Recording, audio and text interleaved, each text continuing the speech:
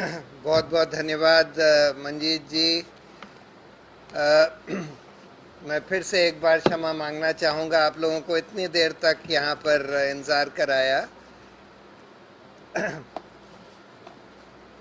आज का अगर हम लोकतंत्र की हालत इस देश में देखना चाहते हैं तो पिछले कुछ दिन के कुछ दृश्यों को याद करिए। कल 83 साल के प्रोफेसर स्टैन स्वामी को अपने आश्रम से नेशनल इन्वेस्टिगेटिंग एजेंसी ने गिरफ्तार किया, ये आरोप लगाते हुए यूएपीए में अनलॉफुल एक्टिविटी, जो कि एक टेररिस्ट के खिलाफ एक एक्ट है। एक जेसुइट प्रीस्ट जिन्होंने अपनी पूरी जिंदगी वहाँ पर आदिवासियों के लिए लगा दी, आदिवासियों की ज़मीन बड़ी बड़ी माइनिंग कंपनियों से बचाने के लिए, आदिवासियों को शिक्षा प्रदान करने के लिए, आदिवासियों को स्वास्थ्य सेवाएं प्रदान करने के लिए, ऐसे आदमी को एनआईए कहती है जो कभी भीमा कोरेगांव गए नहीं। उनको भीमा कोरेगांव की कॉन्स्पिरेसी में यूएपीए में एक बिल्कुल ड्रैकोनियन कानून जिसमें कि बेल नहीं मिल पाती और ये केस सालों साल तक चलता है, उसमें अरेस्ट कर लिया। दूसरा दृश्य देखिए कि पिछले 3.5 महीने से हमारी मीडिया एक लड़की रिया चक्रवर्ती के पीछे पड़ी थी कि उसने सुशांत सिंह राजपूत को मार दिया, एक एक्टर को, और 3.5 महीने से मीडिया में यही चल रहा था, जैसे कि और कोई बड़ा इशू है ही नहीं, और एक बिल्कुल बेकसूर लड़की के पीछे पड़े हुए थे सारा ध्यान भटकाने के लिए। कुछ दिन पहले हाथरस में एक 19 साल की लड़की का रेप हुआ, गैंग रेप हुआ, उसकी हड्डी पसली तोड़ दी गई, उसकी रीढ़ की हड्डी तोड़ दी गई और उसकी मौत हो जाती है कुछ 2 हफ्ते बाद। और पुलिस ने, उत्तर प्रदेश की पुलिस ने उसके माँ बाप को बगैर उसकी बॉडी दिखाए, बगैर उनकी राज़ी से उसकी बॉडी जला दी। और जब लोग इसके खिलाफ प्रोटेस्ट कर रहे हैं, इसके खिलाफ आवाज़ उठा रहे हैं, चाहे वो दलित समुदाय, दलित लड़की थी ये, चाहे वो दलित समुदाय के हों, चाहे किसी और समुदाय के हों, चाहे वो ह्यूमन राइट्स एक्टिविस्ट हों, तो वहाँ का मुख्यमंत्री ये कहता है कि ये एक इंटरनेशनल कॉन्स्पिरेसी है दंगा भड़काने के लिए।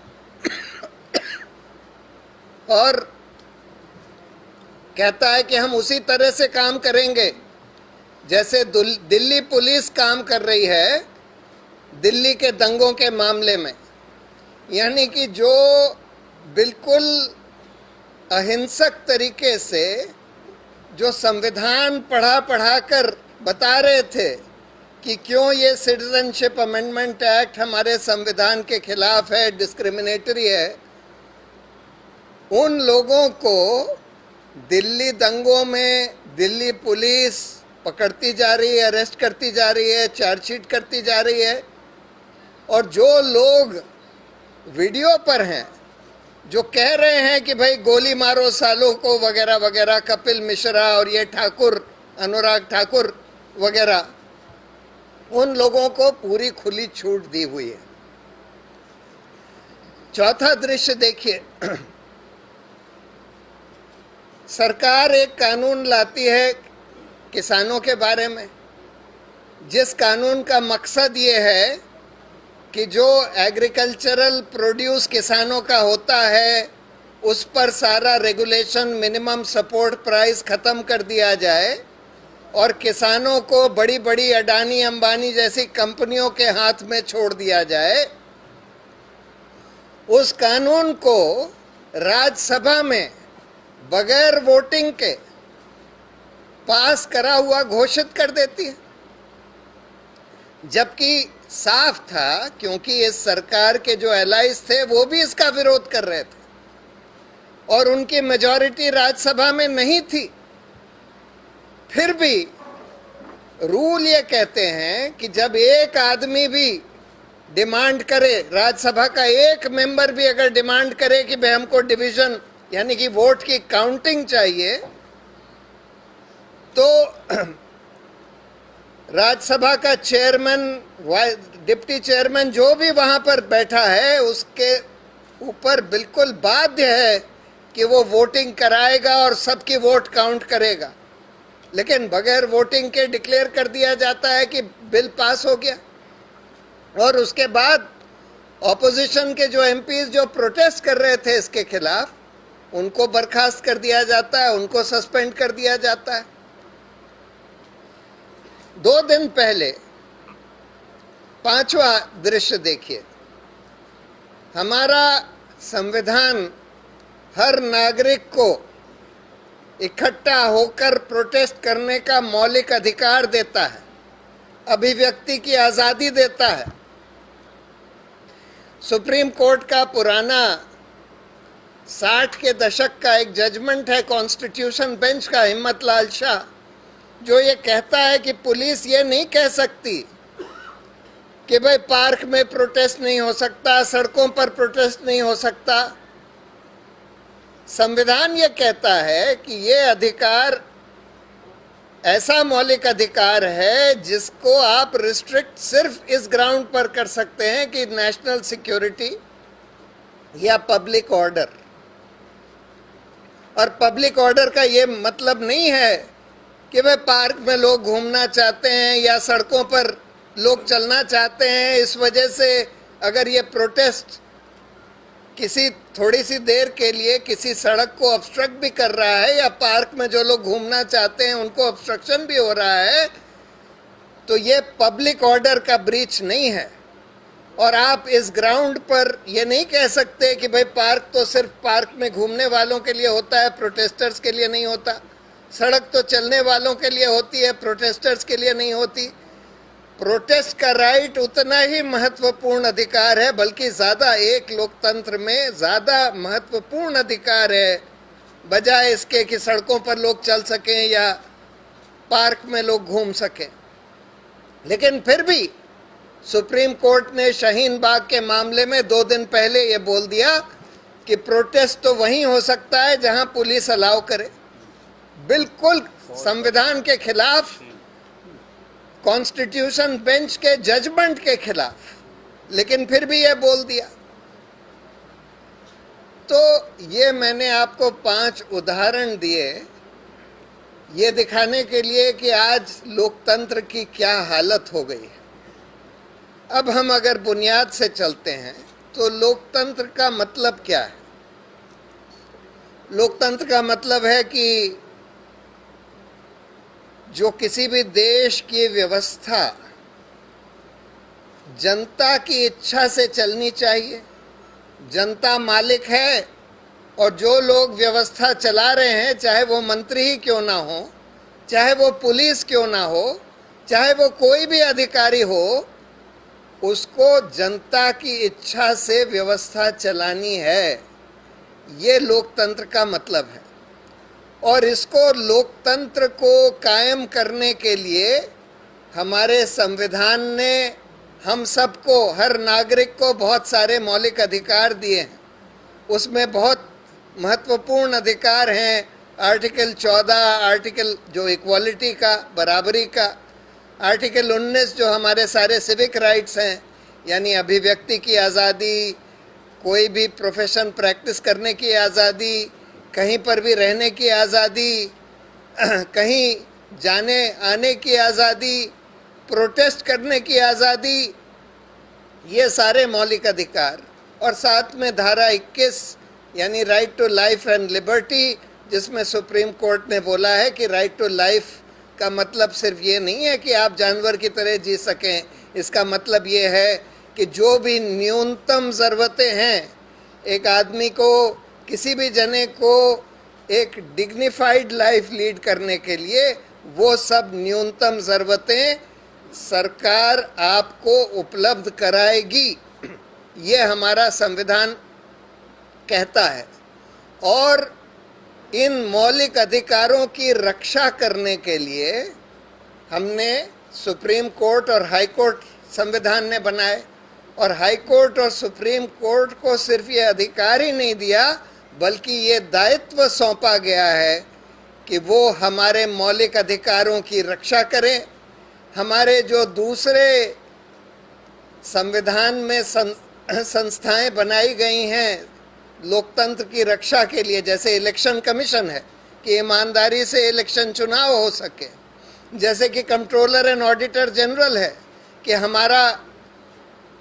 हमारे देश का सार्वजनिक पैसा बर्बाद ना हो, मिसयूज ना हो, करप्ट तरीके से लोग ना खा जाएं, उसकी समीक्षा करके सार्वजनिक जनता के सामने रखने के लिए कंट्रोलर एंड ऑडिटर जनरल बनाया गया है।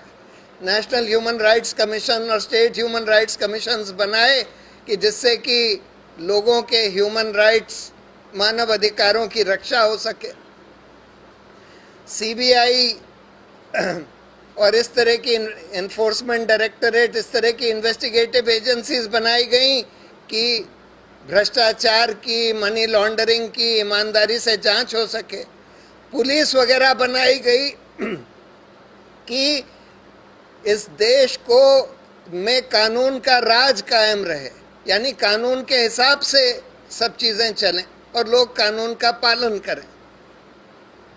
अब आज अगर हम देखें कि आज हमारा लोकतंत्र इन सारे मापदंडों पर कहाँ खड़ा है, तो पहले हम ये देखते हैं कि क्योंकि किसी भी समाज में अगर व्यवस्था जनता के इच्छा से चलेगी तो जाहिर है कि जनता को अपनी इच्छा व्यक्त करने का पूरा अधिकार होगा। यानी कि जनता को ये भी अधिकार है ऑब्वियसली कि अगर मंत्री लोग या सरकार कुछ गलत काम कर रही है तो उसके खिलाफ हम आवाज़ उठा सकें। अगर कोई गैर संवैधानिक कानून बन रहा है जैसे सिटीजनशिप अमेंडमेंट एक्ट, उसके खिलाफ हम आवाज़ उठा सकें। पार्लियामेंट में खुली चर्चा हो सके। पार्लियामेंट में जो कानून बन रहे हैं, कानून बनने से पहले कम से कम जनता को पता लग सके कि भाई ये कानून प्रपोज किया जा रहा है, जिससे जनता अपनी राय उन कानून के बारे में भी व्यक्त कर सके। अब आज अभिव्यक्ति की आज़ादी का क्या हाल हो गया है? जो जना सरकार के खिलाफ बोलता है उसके ऊपर सेडिशन का केस बना दिया जाता है। जो कानून अंग्रेज़ों ने बनाया कि आप सरकार के खिलाफ बोलेंगे तो आप सेडिशन का ऑफेंस कमिट कर रहे हैं, वो कानून आज तक चलाया जा रहा है। लोकतांत्रिक देश में जिस कानून की कोई जगह नहीं है, सरकार के खिलाफ बोलना तो हमारा मौलिक अधिकार है। अगर सरकार कुछ गलत काम कर रही है उसके खिलाफ आवाज़ उठाना हमारा मौलिक अधिकार है। लेकिन फिर भी सेडिशन का कानून 62 में सुप्रीम कोर्ट ने एक जजमेंट दिया, क्योंकि ये कानून चैलेंज किया गया कि भाई हमारे लोकतांत्रिक देश में मौलिक अधिकारों के खिलाफ है, हमारी अभिव्यक्ति की आज़ादी के खिलाफ है। तो सुप्रीम कोर्ट ने बोला कि हाँ, ये बात ठीक है कि ये हमारे मौलिक अधिकार के खिलाफ है ये कानून, और इसको हम संकुचित कर देते हैं। अगर आप लोगों को हिंसा के लिए भड़काएंगे और पब्लिक डिसऑर्डर क्रिएट करने के लिए भड़काएंगे और उससे सरकार को गिरा देने के लिए भड़काएंगे, तब सेडिशन का केस आपके खिलाफ बनाया जा सकता है, अन्यथा नहीं बनाया जा सकता। लेकिन फिर भी आज हम देख रहे हैं कि कोई जना प्रधानमंत्री को क्रिटिसाइज करता है, मुख्यमंत्री को क्रिटिसाइज करता है, कार्टून ही बना देता है प्रधानमंत्री का, उसके खिलाफ सेडिशन का केस बना दिया जाता है। जो लोग उसमें नहीं आते उनके खिलाफ, जैसे फादर स्टैन स्वामी हैं, क्योंकि वो सरकार के खिलाफ बोलते थे गौतम नवलखा, सुधा भारद्वाज, कितने लोग हैं ये जो जिस यंग लड़के को उमर खालिद, जिसको दिल्ली के दंगों में गिरफ्तार कर लिया है यूएपीए में, इसकी क्या गलती थी कि सरकार के खिलाफ बोलता था, सिटीजनशिप अमेंडमेंट एक्ट के खिलाफ बोलता था। बोलना चाहिए, ये हमारा सिर्फ अधिकार ही नहीं है, हमारा दायित्व है ये बताना कि भाई ये कानून जो है बिल्कुल गैर संवैधानिक है, आप मुसलमानों के साथ गैर बराबरी कर रहे हैं। आपने बाकी लोगों को सिटीजनशिप का राइट दे दिया, जो रेफ्यूजीज आए हैं, मुसलमानों को नहीं दिया, जो कि हमारा संविधान कहता है आप नहीं कर सकते इस तरह से डिस्क्रिमिनेट। लेकिन इन लोगों को अरेस्ट कर लिया है क्योंकि ये सरकार के खिलाफ अपनी आवाज उठाते थे। दूसरा, आपने सड़कों पर लिंच मॉब्स छोड़ दिए हैं, जो सड़कों पर ये बीजेपी आरएसएस के गुंडे छोड़ रखे हैं और पुलिस ने उनको खुली छूट दे रखी है कि जो जिसको चाहो जाके पीट दो सड़कों पर।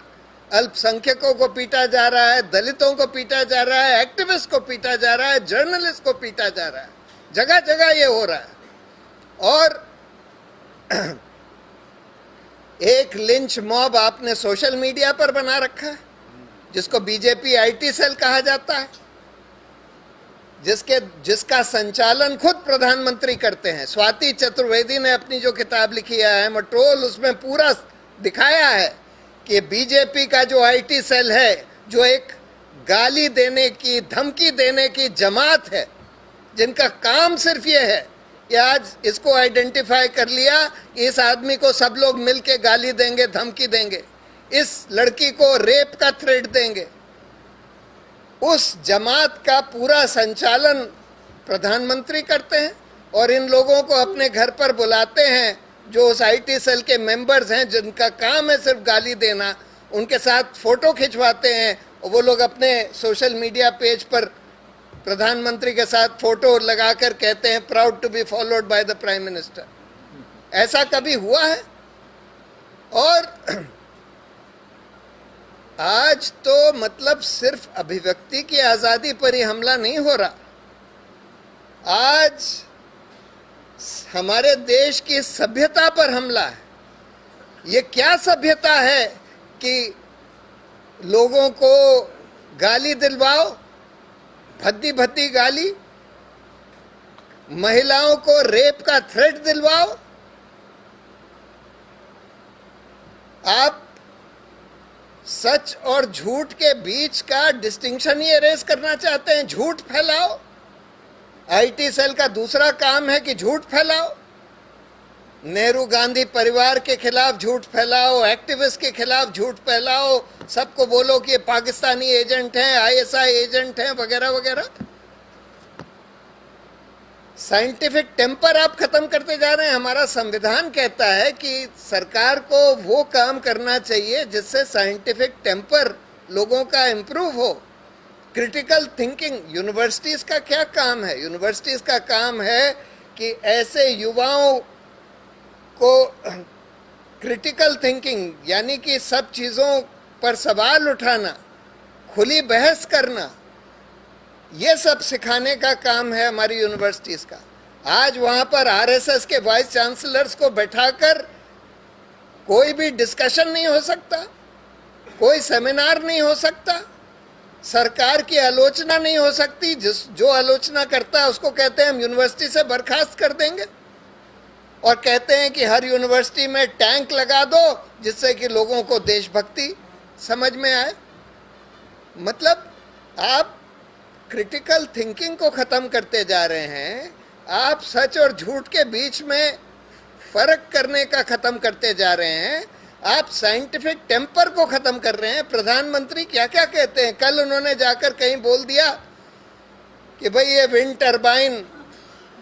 टरबाइन जो है, इससे हम हवा से पानी निकाल लेंगे, पानी की प्रॉब्लम सॉल्व हो जाएगी।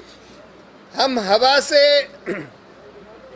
उसमें ऑक्सीजन निकाल लेंगे, ऑक्सीजन की प्रॉब्लम सॉल्व हो जाएगी। जब बच्चों को एड्रेस कर रहे थे थोड़े 2 साल पहले तो किसी बच्चे ने पूछ लिया कि प्रधानमंत्री जी ये बताइए, कि मोदी जी ये बताइए कि ये क्लाइमेट चेंज क्या है। कहते हैं कि नहीं नहीं, जैसे बूढ़े लोगों को ठंड ज़्यादा लगने लगती है तो आजकल हम लोगों को गर्मी ज़्यादा लगने लगी है, कोई क्लाइमेट चेंज की समस्या नहीं। वो कहते हैं कि मैं जब चाय बनाता था तो मैंने एक नाले के ऊपर एक हंडिया लगा ली, उसमें पाइप लगा दिया, उससे चाय बनाने लगा। मतलब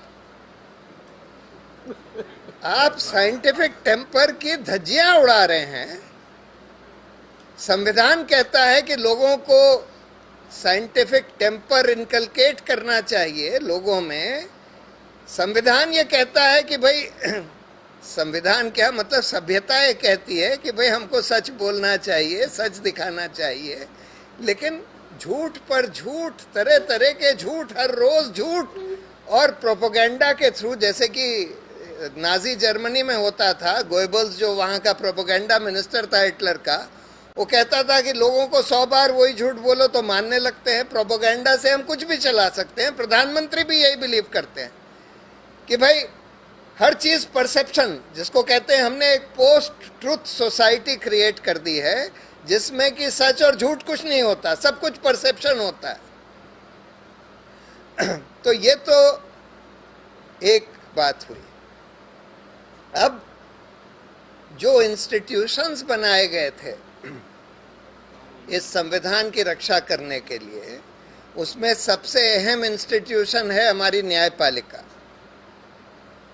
न्यायपालिका पर ऐसा हमला हुआ है पिछले 6 सालों में जिसकी वजह से न्यायपालिका पूरी तरह से चरमरा गई है। यही बात मैंने जब बोली एक ट्वीट में कि जब इतिहास लिखा जाएगा पिछले 6 सालों का और लोग ये देखेंगे कि पिछले 6 साल में लोकतंत्र का कितना पतन हुआ हिंदुस्तान में बगैर फॉर्मल इमरजेंसी के, तो लोग ये भी देखेंगे कि उसमें उच्चतम न्यायालय ने क्या रोल प्ले किया और लास्ट 4 चीफ जस्टिसेस ने क्या रोल प्ले किया। अब इस पर मेरे खिलाफ कंटेम्प्ट ऑफ कोर्ट का केस चला दिया गया, लेकिन उसकी एक अच्छी बात ये हुई, उसका एक अच्छा आउटकम ये हुआ कि इतने सारे लोग खड़े हो गए मेरे समर्थन में और ये कहने लगे कि ठीक है, अगर प्रशांत भूषण ने ये बात बोली है तो मैं भी ये बात बोलता हूँ, आप मेरे खिलाफ भी एक्शन दीजिए।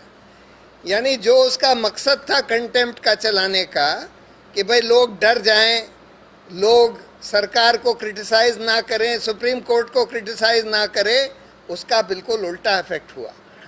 डरने के बजाय लोगों के मन से डर ही निकल गया। और दूसरी बात, सुप्रीम कोर्ट के रोल की, लोकतंत्र के पतन की खूब समीक्षा हुई, सुप्रीम कोर्ट के रोल की खूब समीक्षा हुई, पिछले 4 मुख्य न्यायाधीशों के रोल की खूब समीक्षा हुई और उसके कारण हमारा लोकतंत्र कुछ हद तक संभला, कुछ हद तक मजबूत हुआ। एक ये बहुत इम्पोर्टेंट लेसन है, देखिए इसमें, कि जब जब आपको डराने की कोशिश करी जाए, जैसे फादर स्टैन स्वामी को जो अरेस्ट किया है, इसका मकसद क्या है? इसका मकसद है कि लोगों को डरा दो कि कोई सरकार की आलोचना ना करे, कोई माइनिंग कंपनीज के खिलाफ खड़ा ना हो। फादर स्टैन स्वामी माइनिंग कंपनीज जो झारखंड में आदिवासियों की जमीन पर कब्जा करती चली जा रही थी सरकार के इशारों पर, सरकार के शह पर, उनके खिलाफ खड़े थे। तो मकसद था कि लोगों को डरा दिया जाए। लेकिन फिर से फादर स्टैन स्वामी के अरेस्ट के बारे में इतना ज़बरदस्त रिएक्शन हुआ है, लोग सड़कों पर उतर आए हैं कि ठीक है, हमको भी अरेस्ट करिए, देखते हैं कितनी जगह है आपके जेल में। जो बात गांधी जी ने इंडिपेंडेंस मूवमेंट के समय कही थी कि जिस दिन आपका जेल जाने का डर खत्म हो जाएगा, उस दिन आप समझ लीजिए कि अंग्रेजी साम्राज्यवाद इस देश से खत्म हो जाएगा। और यही बात आज हम देख रहे हैं कि ये हो रहा है कि लोगों सॉरी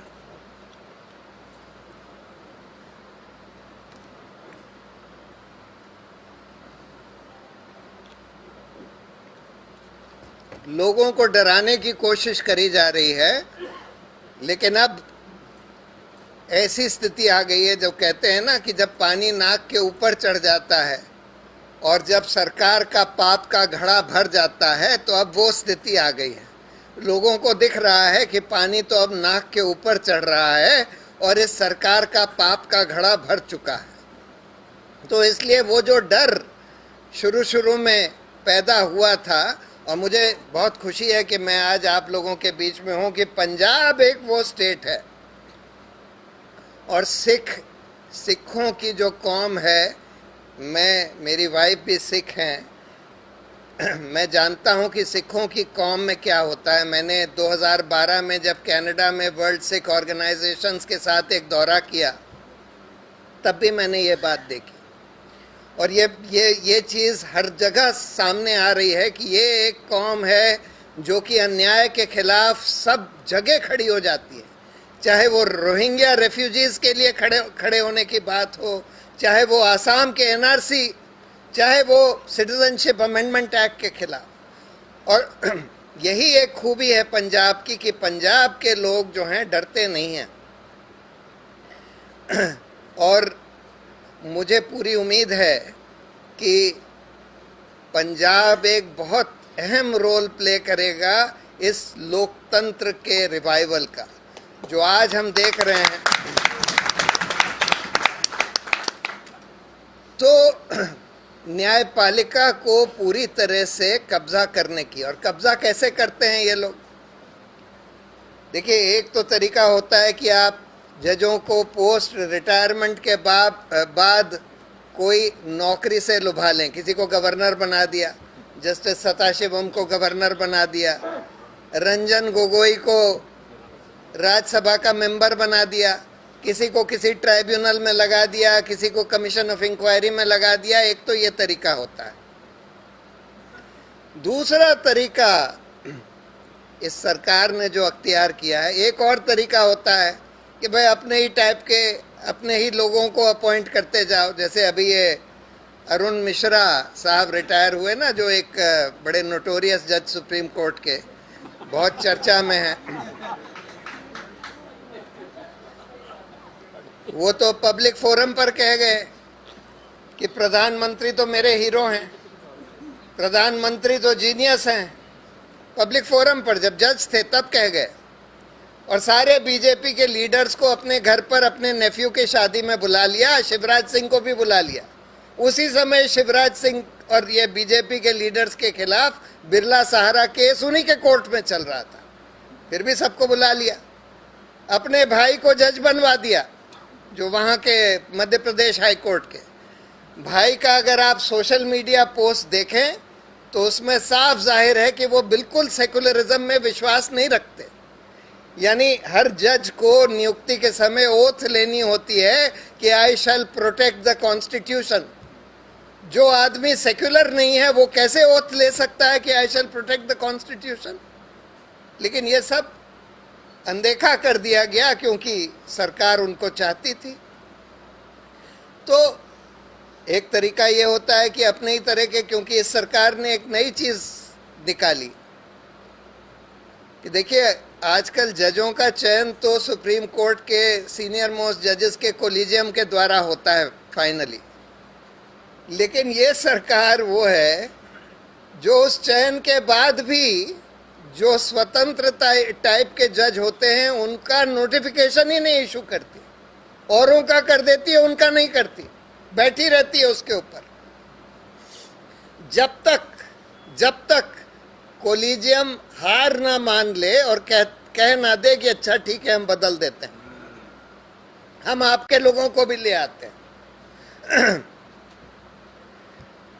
लेकिन जो एक सबसे खतरनाक तरीका सरकार ने अडॉप्ट किया है वो सारे एजेंसीज का इस्तेमाल करना, एजेंसीज को इस्तेमाल करके, सीबीआई, ईडी, इनकम टैक्स, इन सब का इस्तेमाल करके, इंटेलिजेंस ब्यूरो, अगर आप किसी जज के खिलाफ कुछ पकड़ लें और उसके जरिए उनको इन्फ्लुएंस करने लगें, और खासकर अगर वो चीफ जस्टिस हो, अगर चीफ जस्टिस आपके कंट्रोल में आ गया तो मान लीजिए कि सारी जुडिशरी आपके कंट्रोल में आ गई।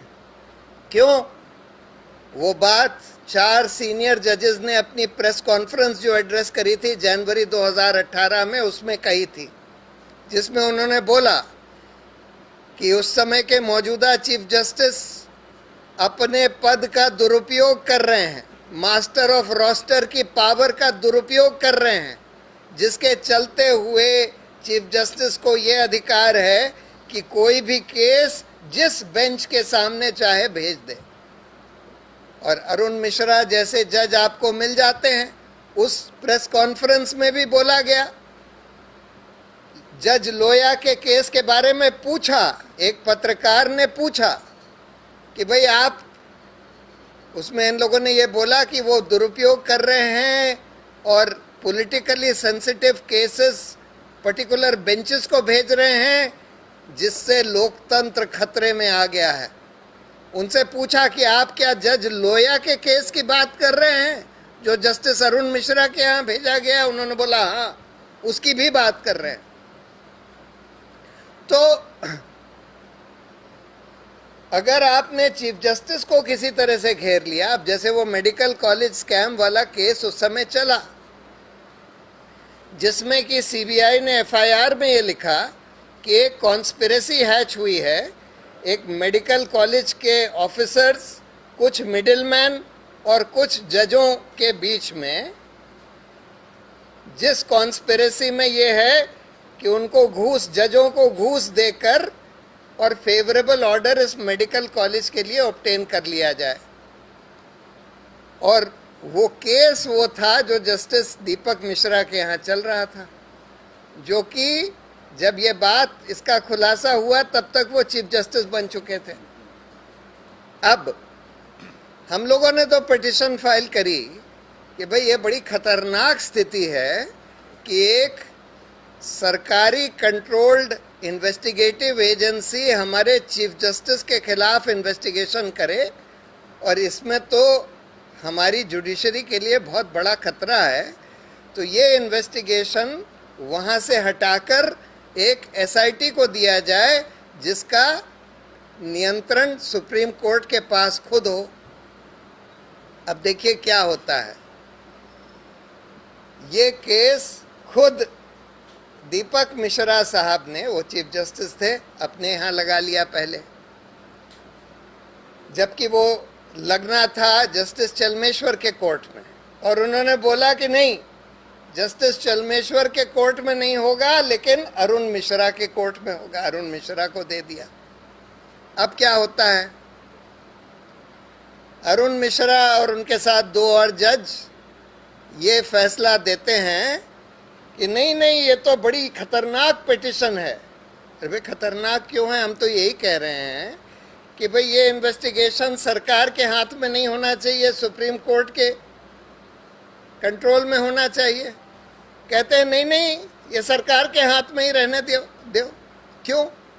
क्यों कोई चाहेगा, कोई चीफ जस्टिस जिसके खिलाफ एक सरकारी एजेंसी इन्वेस्टिगेट कर रही है, वो क्यों चाहेगा कि भाई ये इन्वेस्टिगेशन सरकार के, और उसमें तो सारे ट्रांसक्रिप्ट्स निकल कर आए जो बात हो रही है between a retired chief justice Orissa के और दूसरे जो मिडिलमैन थे उनके बीच में, जिसमें साफ साफ बात हो रही है कि भाई हमारी कैप्टन से बात हो गई है। कैप्टन का मतलब है चीफ जस्टिस, और उनके यहाँ 3 गमले या 4 गमले पहुँचाने, यानी 3 करोड़ या 4 करोड़ पहुँचाने, सारी बात हो रही है उसमें।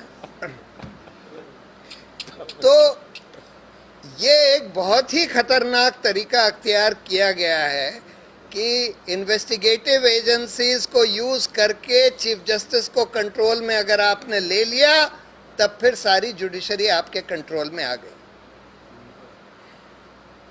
तो एक ये बहुत बड़ी प्रॉब्लम हो गई है, लेकिन अच्छी बात ये हुई है कि हाल में जो इसकी समीक्षा हुई उससे शायद हमको लगता है थोड़ा सुधार होगा। इस कंटेम्प्ट के ही चलते हुए जो समीक्षा हुई और उसकी चर्चा बहुत सारे रिटायर्ड जजेस ने भी करी, बहुत सारे लेख लिखे गए। अब इलेक्शन कमीशन पर आते हैं। देखिए, इलेक्शन कमीशन का काम है कि फ्री एंड फेयर इलेक्शन हो सके। उसको इसीलिए माना गया कि सरकार से बिल्कुल स्वतंत्र बनाया जाएगा, लेकिन अनफॉर्चुनेटली चयन की जो अथॉरिटी है, इलेक्शन कमीशन को चयन करने की अथॉरिटी पूरी सरकार के पास है। तो अब होता ये है, और जैसे मैं कह रहा था ना कि ये सारे जितने ये इन्वेस्टिगेटिव एजेंसीज का इस्तेमाल, तो अब हम ये देख रहे हैं कि इलेक्शन डेट्स सरकार तय कर रही है, इलेक्शन कमीशन नहीं तय कर रहा। सरकार को पहले पता लग जाता है, वो लोग पहले से, बीजेपी की आईटी सेल पहले बता देती है कि बिहार में चुनाव इस दिन होने वाला है, इलेक्शन कमीशन बाद में अनाउंस करता है। मॉडल कोड ऑफ कॉन्डक्ट प्रधानमंत्री और अमित शाह वगैरह के खिलाफ इलेक्शन कमीशन एनफोर्स ही नहीं करता। एक इलेक्शन कमिश्नर थे अभी जिनको हटा दिया, क्या नाम था उनका, नंबर 2 जो थे, हाँ वो चले गए, जो चीफ इलेक्शन कमिश्नर बनने वाले थे, उन्होंने एक केस में डिसेंट ऑर्डर दे दिया कि मेरे राय में ये प्रधानमंत्री और अमित शाह वगैरह ने मॉडल कोड ऑफ कॉन्डक्ट और बीजेपी के लीडर्स ने मॉडल कोड ऑफ कॉन्डक्ट का उल्लंघन किया है। इनकम टैक्स, एनफोर्समेंट डायरेक्टरेट सब उनके पीछे पड़ गए और उनको बाध्य कर दिया कि वो रिजाइन करके एशियन डेवलपमेंट बैंक में चले जाएं एज ए डायरेक्टर। और किसको इन्होंने बना रखा है? सुनील अरोड़ा जो चीफ इलेक्शन कमिश्नर हैं, उनका नाम राडिया टेप्स में आया। राडिया टेप में एक कॉन्वर्सेशन है सुनील अरोड़ा और नीरा राडिया के बीच में। नीरा राडिया टाटा और ये अंबानी की कॉरपोरेट लॉबीज थी।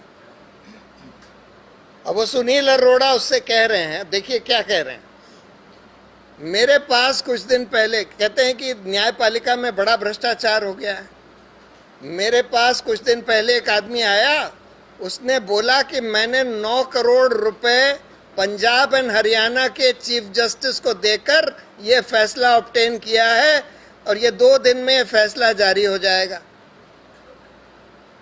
और कहता है कि उसके बाद फिर से वो 2 दिन बाद, 3 दिन बाद आया, वो फैसला लेकर सच में वही फैसला जारी हो गया। तो उससे मुझे विश्वास हो गया कि 9 करोड़ रुपए इसने चीफ जस्टिस को घूस दिए। अब ये आदमी उस समय एयर इंडिया का मैनेजिंग डायरेक्टर या कुछ था, सुनील अरोड़ा। ये बात ये किसी अथॉरिटी को नहीं बताता है, उसका दोस्त एक आता है और दोस्त उसको ये बताता है कि मैंने 9 करोड़ रुपए चीफ जस्टिस को देकर ये फैसला खरीदा है। और ऐसे आदमी, वो किसी को नहीं बताता है, किसी को कंप्लेन नहीं करता है, कोई लॉ एनफोर्समेंट एजेंसी को नहीं बताता है कि भाई यहाँ पर पंजाब एंड हरियाणा के हाई कोर्ट में न्याय बिक रहा है और वो उसको आप चीफ इलेक्शन कमिश्नर बना देते हैं। इलेक्टोरल बॉन्ड्स आपने इंट्रोड्यूस कर दिए सरकार ने। भाई, एक बहुत बड़ी प्रॉब्लम हमारे लोकतंत्र में ये थी कि पैसे की बहुत अहमियत है। क्यों? क्योंकि हमारे सिस्टम में first pass the post 2 level पर है। जब हम अपने एमपी या एमएलए को इलेक्ट करते हैं तो जिस कैंडिडेट को सबसे ज़्यादा वोट मिलते हैं, चाहे उसको सिर्फ 25% ही वोट मिले हो, वही इलेक्ट हो जाता है, वो पूरी कंस्टिट्यूएंसी का सोल रिप्रेजेंटेटिव बन जाता है। बाकी सारे कैंडिडेट्स को मिलाकर उससे 4 गुने वोट भी मिले हों, फिर भी वो 0 हो जाते हैं, यही एक आदमी रह जाता है। फिर जब सरकार बनती है तो जिस पार्टी, जिस कोalition के पास मेजॉरिटी है, उसी की सरकार बनती है, बाकी ऑपोजिशन का सरकार में कोई महत्व नहीं होता। इसका रिजल्ट ये होता है कि जब हम वोट देते हैं तो हम सिर्फ ये नहीं देखते कि कौन सबसे अच्छा कैंडिडेट है, सबसे अच्छी पार्टी है, हम ये भी देखते हैं कि इस कैंडिडेट या इस पार्टी का कोई चांस है कि नहीं चुनाव जीतने का। अगर हमें ये लगता है कि इसका कोई चांस नहीं है तो हम उसको वोट नहीं देते। अगर हमको ये भी लगता है कि ये सबसे अच्छा कैंडिडेट है लेकिन अगर इसका कोई चांस नहीं है तो हम उसको वोट नहीं देंगे, क्योंकि हम अपनी वोट बर्बाद नहीं करना चाहते। फिर हम ये देखते हैं कि जिन लोगों का कोई चांस है उनमें से कम खराब कौन है, उसको वोट देते हैं। अब ये हम कैसे देखते हैं कि किसका चांस है किसका नहीं है? ये हम देखते हैं इससे कि कौन कितना विजिबल है, किसकी कितनी विजिबिलिटी है। और विजिबिलिटी कैसे हम नापते हैं?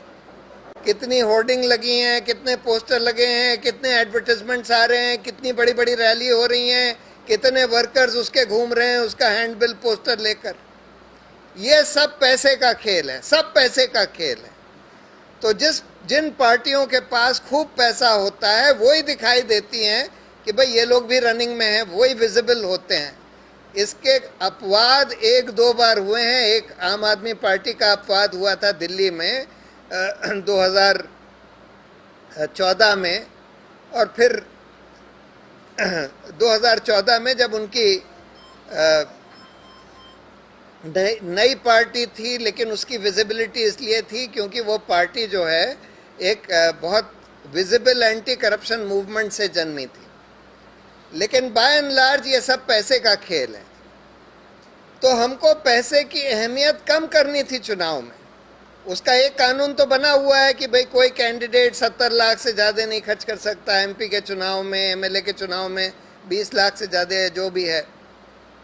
लेकिन पहली बात तो उसका एनफोर्समेंट नहीं होता, और उसका एनफोर्समेंट इसलिए नहीं होता क्योंकि लोग कैश में खर्च करते हैं और दिखाते बहुत कम है, खर्च बहुत ज़्यादा करते हैं। तो जब प्रधानमंत्री ने नोटबंदी करी तो उन्होंने बोला था कि हम कैशलेस सोसाइटी बनाना चाहते हैं। तो आम आदमी तो चलिए कैशलेस नहीं हो सकता, पॉलिटिकल पार्टीज और कैंडिडेट्स को तो कैशलेस कर सकते थे।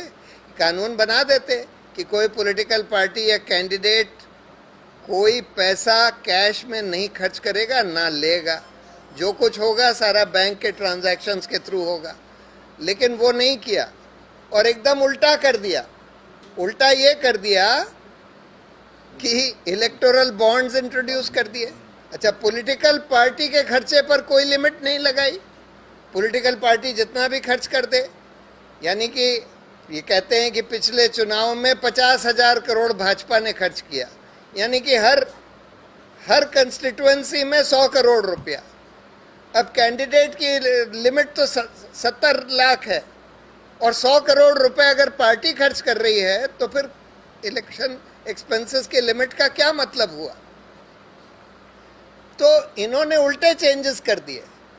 इन्होंने पहला चेंज ये किया कि इलेक्टोरल बॉन्ड्स इंट्रोड्यूस कर दिए कि अब अज्ञात तरीके से कितना भी पैसा कोई भी कंपनी पॉलिटिकल पार्टीज को दे सकती है। यानी कि राफेल का सौदा आपने किया, अब राफेल कंपनी अपने सब्सिडियरी के थ्रू भाजपा को घूस दे सकती है कि भाई ये लीजिए, आपने ये कराया, 500 करोड़ हम आपको दे रहे हैं, आपने ये सौदा करवा दिया, और किसी को पता नहीं लगेगा, इलेक्शन कमीशन को भी पता नहीं लगेगा कि ये 500 करोड़ राफेल कंपनी ने दे दिए। उधर अडानी को आपने कोई पोर्ट दिलवा दिया, कुछ और दिलवा दिया, ये फार्म बिल पास करा दिया कि अडानी की मोनोपोली, अडानी एग्रो की मोनोपोली हो जाए। उन्होंने आपको और 1000 करोड़ दे दिए इलेक्टोरल बॉन्ड्स के जरिए, किसी को पता नहीं लगेगा कि घूस दे दी गई।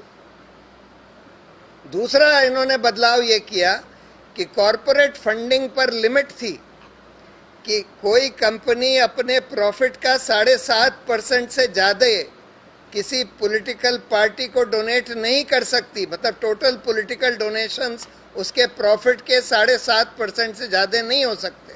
वो लिमिट इन्होंने हटा दी।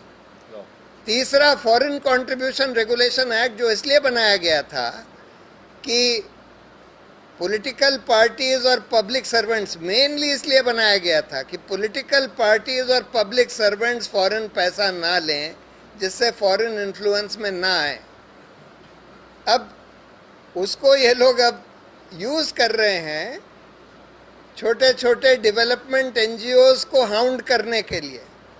उनकी तो सारी फंडिंग रोक दी, चाहे वो डेवलपमेंट का काम कर रहे थे, लेकिन पॉलिटिकल पार्टीज को फॉरेन फंडिंग अलाउ कर दी है, ये कह के कि अगर कोई कंपनी है उसकी इंडिया में, फॉरेन कंपनी की सब्सिडियरी इंडिया में है तो वो पैसे दे सकते हैं पॉलिटिकल पार्टीज को। तो आपने फॉरेन फंडिंग अलाउ कर दी, आपने लिमिट हटा दी, आपने अज्ञात फंडिंग अलाउ कर दी। पैसे की अहमियत तो आप बढ़ाते जा रहे हैं इलेक्शन में।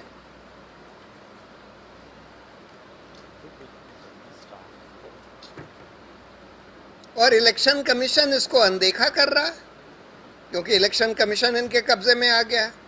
कंट्रोलर एंड ऑडिटर जनरल एक और स्वतंत्र संस्था थी जो कि गवर्नमेंट के पैसे का ऑडिट करती है।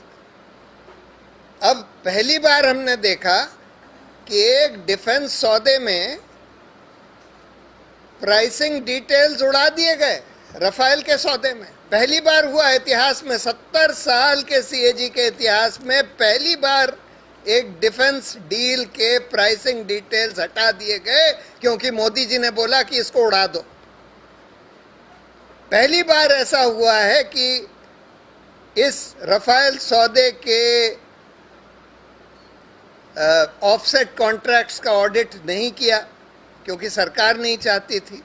पहली बार ऐसा हुआ कि सरकार ने पहले ही से सुप्रीम कोर्ट में एक बंद लिफाफे में दे दिया। ये एक नया तरीका सुप्रीम कोर्ट ने अख्तियार किया है, जो कि लोया वाले केस में और रफाल वाले केस में और एक दो केसेस में, कि सरकार से बंद लिफाफे में कुछ भी नोट ले लो, जो दूसरी पार्टी को भी मत दिखाओ, जो हलफनामे पर भी ना हो, यानी कि सरकारी कोई अफसर उसकी रिस्पॉन्सिबिलिटी भी नहीं ले रहा है कि ये सच है कि झूठ है, और उसके आधार पर आप केस तय कर देते हैं। लोया का केस भी उसके आधार पर तय कर दिया, रफाल का भी तय कर दिया, और रफाल में तो बिल्कुल झूठ निकला, क्योंकि रफाल में नोट में सरकार ने लिख दिया कि सीएजी का ऑडिट हो चुका है और उसको पीएसी को भी दिया जा चुका है और सार्वजनिक भी किया जा चुका है। ये सारी चीज़ें फैसले में आ गई क्योंकि उस नोट में थी, जबकि सब झूठ था। तब तक ऑडिट भी नहीं हुआ था, तब तक पीएसी को देने की तो बात कोई सवाल ही नहीं उठता, सार्वजनिक करने का सवाल ही नहीं उठता। तो ये कैसे, सरकार को कैसे पता लग गया सीएजी के ऑडिट के पहले ही कि रफाल के सौदे से प्राइसिंग डिटेल उड़ा दिए जाएंगे? सरकार ने बोल दिया कि प्राइसिंग डिटेल उस ऑडिट रिपोर्ट से उड़ा दिए गए हैं, 2 महीने पहले बोल दिया। यानी कि सरकार को पता था कि ये सीएजी हमारे कब्जे में है, जो हम चाहेंगे वो करेगा, प्राइसिंग डिटेल उड़ाने को कहेंगे तो उड़ा देगा। तो ये जितने लोकतांत्रिक संस्थान बनाए गए हैं लोकतंत्र को प्रोटेक्ट करने के लिए, सब पर कब्जा होता जा रहा है, एक के बाद हो ही गया है तकरीबन। और इसीलिए मैं कहता हूं कि इमरजेंसी के दौरान भी इतना बड़ा खतरा नहीं था लोकतंत्र के लिए जितना आज पैदा हो गया है, क्योंकि आज तो हमला इतना भयंकर हमला है। मतलब ये सरकार तो बिल्कुल फांसीवादी सरकार है जो लोकतंत्र में विश्वास ही नहीं करती। तो अब सवाल ये है कि हम लोग इससे कैसे लड़ें। देखिए, कल जयप्रकाश नारायण की जन्म तिथि है, कल उनकी बर्थ एनिवर्सरी है। अभी अभी गांधी जी की बर्थ एनिवर्सरी हुई। गांधी जी जिस स्वतंत्रता के लिए लड़े, उससे भी मुझे आज लगता है कि उससे भी ज़्यादा गंभीर संकट आज इस देश के लिए, इसके लोकतंत्र के लिए है। जयप्रकाश नारायण ने जब संपूर्ण क्रांति का नारा दिया, उससे भी गंभीर संकट है। लेकिन आशा की किरण ये है कि देखिए, इतना ज़बरदस्त हमला, इतना ज़बरदस्त सरकार की तरफ से आतंक हमारे एक्टिविस्ट, अल्पसंख्यक दलितों के ऊपर आज हो रहा है, लेकिन फिर भी लोग खड़े हुए हैं, फिर भी लोग खड़े हुए हैं और फिर भी लोग आवाज़ उठा रहे हैं। और अब ये हम देख रहे हैं कि अब वो जज्बा बनता जा रहा है, जज्बा जो कि इंडिपेंडेंस मूवमेंट में बना था, कि डर खत्म हो रहा है, डर खत्म हो रहा है लोगों का। और अब लोग ये कहने लगे हैं कि ठीक है, कितनी जगह है जेल में तेरे, देख लिया है, देखेंगे। तो जो बात गांधी जी कहते थे कि भाई जेल का डर खत्म कर दो, वो डर अब खत्म होता जा रहा है। और ये बात भी लोग अब समझ गए हैं। मतलब आपने कोरोना वायरस को ले लीजिए, कोरोना वायरस को लेकर आपने कोरोना वायरस तो खत्म नहीं किया, वो तो बढ़ता चला जा रहा है, लेकिन आपने पूरी इकोनॉमी ध्वस्त कर दी और आपने जीडीपी 24% डाउन कर दिया। 10 करोड़ नौकरियां खत्म हो गई, 10 करोड़ नौकरियां खत्म हो गई इस देश में। तो यूथ जो है ये बात समझ गया है कि ये सिर्फ एक जुमलेबाज सरकार है जो हमको झूठ बोल बोल के, झूठे वादे करके, झूठ दिखा दिखा कर हमको बहला फुसला रही है। इनका इंटरेस्ट सिर्फ बड़े बड़े कंपनी अडानी के साथ, अंबानी अडानी के साथ है। इनका आम आदमी से या किसानों से, यूथ से, किसी से कोई वास्ता, दलित मुस्लिम तो खैर छोड़ दीजिए, उनको तो ये लोग बिल्कुल दबाना चाहते हैं। इनकी जो पूरी सोच और संस्कृति है एंटी दलित, एंटी मुस्लिम, लेकिन आम आदमी के प्रति भी इनकी कोई इंटरेस्ट नहीं है, कोई श्रद्धा नहीं है। इनके लिए बस वही आदमी की अहमियत है जो उनको मोटे मोटे पैसे दे सकें, अंबानी अडानी वगैरह। ये बात अब लोग धीरे धीरे समझ गए हैं और इसलिए आज मुझे दिख रहा है, देखिए मीडिया का हाल बहुत बुरा है, हम लोग सब देख रहे हैं, सब जानते हैं कि ज़्यादातर मेन स्ट्रीम मीडिया जो है सरकार के कब्ज़े में आ चुका है। लेकिन जो इंटरनेट मीडिया जो शुरू हुआ, जिसमें wire, scroll, news laundry, Quint, इस तरह के कैरावन, बहुत सारे इंटरनेट पर और यूट्यूब पर बहुत सारे इंडिविजुअल लोग हैं, ध्रुव राठी, आकाश बनर्जी टाइप के, जिनका की बहुत रीच है। वो लोग बहुत अच्छा काम कर रहे हैं और धीरे धीरे लोगों ने ये भी देख लिया है, ये सबको दिख रहा है कि ये जो मेन स्ट्रीम मीडिया जो लोगों को झूठ फैला रहा है, नफ़रत फैला रहा है, असली मुद्दों से भटका रहा है, ये मीडिया बिल्कुल सरकार के कब्ज़े में है, बिल्कुल बिका हुआ मीडिया है और उनकी अब कोई छवि, रेपुटेशन नहीं रह गई है। मुझे लगता है कि अब एक, जैसे जयप्रकाश नारायण ने नारा दिया था कि इस देश में संपूर्ण क्रांति की ज़रूरत है, उसी तरह की सिचुएशन अब फिर से आ रही है कि इस देश में अब एक बहुत बड़ी क्रांति होने वाली है। और एग्जैक्टली ये कैसे होगी, ऐसे जयप्रकाश नारायण जैसा कोई एक पिवटल और टावरिंग लीडर तो आज कोई ऐसा नज़र नहीं आता है, लेकिन ऐसे बहुत सारे लोग हैं, बहुत सारे इंटेलेक्चुअल्स हैं, एक्टिविस्ट हैं, जर्नलिस्ट हैं, बहुत सारे लोग हैं जो कि आज बहुत ईमानदारी से, बहुत निष्ठा से, बगैर डरे हुए अपना काम कर रहे हैं। और मुझे लगता है कि किसी ना किसी तरह से ये अब जल होगा और इस देश में एक बहुत बड़ी क्रांति की शुरुआत होने वाली है। यही मैं कुछ कहना चाहता था। धन्यवाद। बहुत बहुत धन्यवाद श्री प्रशांत भूषण जी। बिल्कुल बड़ी क्रांति होने की आस है।